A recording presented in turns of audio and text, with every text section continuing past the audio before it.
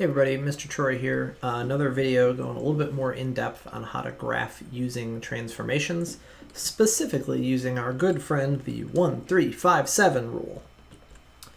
Okay, the first thing you do to graph in this manner is you need to figure out the vertex. If this 1/5 is not already factored away from the x, you would need to factor it out, but I skipped that step to make things quicker. So the vertex of this is -5, 8, which is right here. Okay, so the quadratic parent function normally starts at the origin and takes a step over and goes up 1, takes a step of 1 unit over and goes up 3, and takes a step of 1 unit over and goes up 5.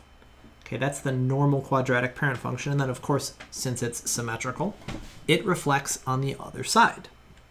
But we're not dealing with the quadratic parent function. The function that we are looking at is twice as tall, reflected vertically, and 5 times as wide. So the twice as tall comes from the fact that there is a 2 outside of the function.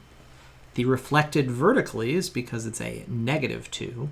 And the 5 times as wide comes from the reciprocal of this 1/5. That 1/5 is inside the function. So that's a horizontal change. And it's also a reciprocal change. So 5 times as wide, not 1/5.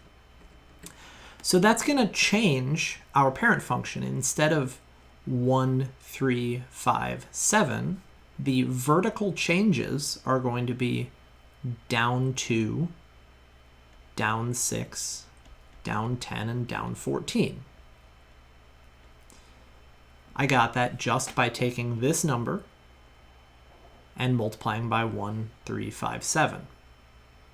Now the other thing here is that we're not going to take a single step over and go down 2.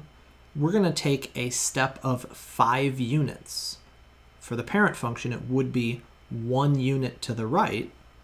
But for this, we need to be 5 times as wide. So we need to go over 1, 2, 3, 4, 5, down 2. Over 1, 2, 3, 4, 5, down 6.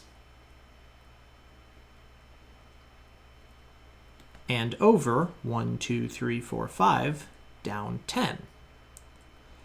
We are then going to reflect points across the axis of symmetry and do the same thing on the opposite side. Now I pause and movie magic so I can draw in that parabola nice and neatly. 3 hours later, and there's our graph.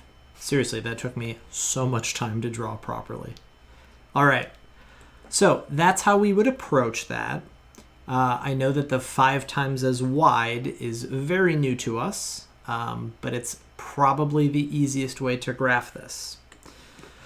The alternative is to square out the 1/5 to pull it outside of the function, which would look like this.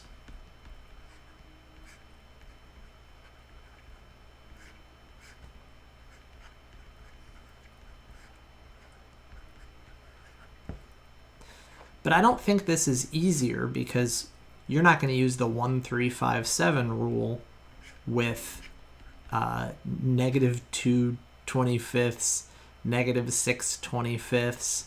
It would be much more challenging. So for my money, this is the easiest way to do this type of problem. All right, see you later. Bye.